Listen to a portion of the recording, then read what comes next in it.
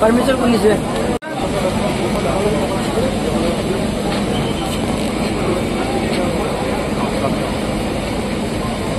কি ফটো তুলি আছে কত কোনে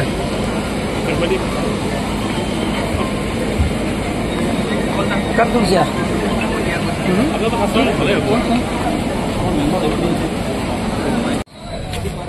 নরে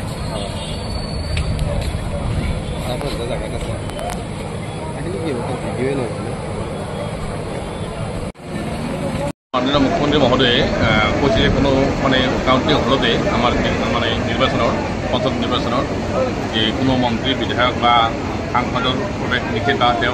মানা করেছে কিন্তু আমি দেখি রঙিয়ার আজি আমার এই রঙিয়া নির্বাচনী কার্যত আমার গণনা চলি আছে তাত কিন্তু আমার রঙিয়ার বিধায়ক ডাঙরিয়াই আহিছে আর প্রবেশ করেছে এটা আমি কর্তব্য কি হয়েছে আমি এটা নিউজত পাইছোঁ যে অসমৰ মাননীয় মুখ্যমন্ত্ৰী ডাঙৰীয়াই বিধায়কসকলক কাউণ্টিং হলত ভিতৰলৈ যাবলৈ মানা কৰা মানে ৰিকুৱেষ্ট কৰি যাব নালাগে বুলি কৈছে। তাৰপিছতো আমাৰ ৰঙিয়াৰ বিধায়ক ভৱেশ কলিতা ডাঙৰীয়াই কাউণ্টিং হলবিলাকত তেওঁলোকে এই লগোৱা লিখিৰি লৈ তেওঁলোকে কাউণ্টিং হলত সোমাইছে। এইটো লজ্জাজনক কথা।